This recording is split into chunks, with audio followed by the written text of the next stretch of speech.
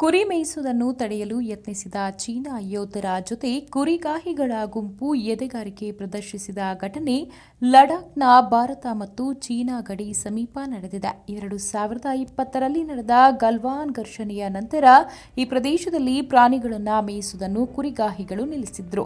ಆದರೆ ಇದೀಗ ಮತ್ತೆ ಆರಂಭಿಸಿದ್ದಾರೆ. ಚೀನಾದ ಯೋಧರು ಸ್ಥಳೀಯರನ್ನು ತಡೆದಿದ್ದು, ಇದನ್ನು ಪ್ರಶ್ನೆ ಮಾಡಿದಾಗ ಚೀನಾದ ಪೀಪಲ್ಸ್ ಲಿಬರೇಷನ್ ಆರ್ಮಿಯ ಯೋಧರು ಮತ್ತು ಕುರಿಗಾಹಿಗಳ ನಡುವೆ ವಾಗ್ವಾದ ನಡೆದಿದೆ. ವಾಗ್ವಾದಕ್ಕೆ ಸಂಬಂಧಿಸಿದ ವಿಡಿಯೋ ಸಾಮಾಜಿಕ ಜಾಲತಾಣದಲ್ಲಿ ಹರಿದಾಡುತ್ತಿದ್ದು, ಕುರಿಗಾಹಿಗಳ ಧೈರ್ಯವನ್ನ ನೋಡಿ ನೆಟ್ಟಿಗರು ಮೆಚ್ಚಿಕೊಂಡಿದ್ದಾರೆ. ವಿಡಿಯೋವನ್ನು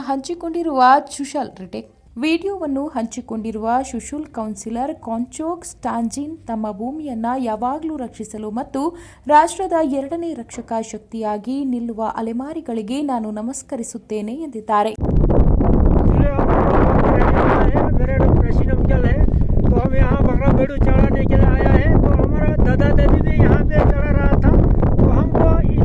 की तरफ से सब कुछ मदद मिल रहा है, तो thank you Indian army, Bharat माता की जय।